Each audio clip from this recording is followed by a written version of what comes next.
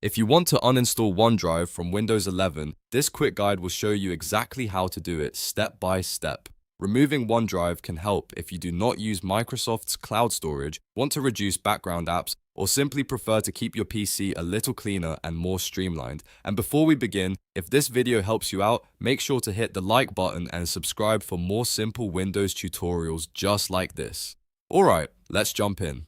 First, on your keyboard, press Windows+I to open the Settings app. This is where you'll find all of the main Windows 11 system options, including apps, storage, personalization, and more.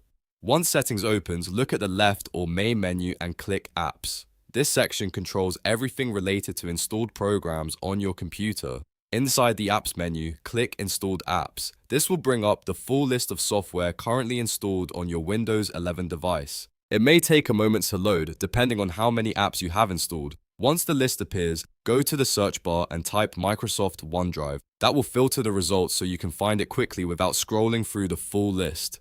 When OneDrive appears in the results, look to the right side of the app listing and click the three-dot menu, also shown as the ellipsis icon. This opens more options for that application. From the menu that appears, click Uninstall. Windows will then ask you to confirm that you want to remove the app. Go ahead and click Uninstall again to confirm the action. After that, Windows 11 will begin removing OneDrive from your PC. Depending on your system, this may only take a few seconds. Once it finishes, OneDrive should be gone from your installed apps list, and it will no longer be running in the background the way it did before. If you do not see OneDrive right away, make sure you searched for Microsoft OneDrive exactly, because sometimes the app name is listed with the full Microsoft label. Also, keep in mind that uninstalling OneDrive removes the app itself, but it does not delete any files you may already have stored in your OneDrive cloud account. Your online files will still be there if you access them later from a browser or another device. And that's it. You've successfully uninstalled OneDrive from Windows 11.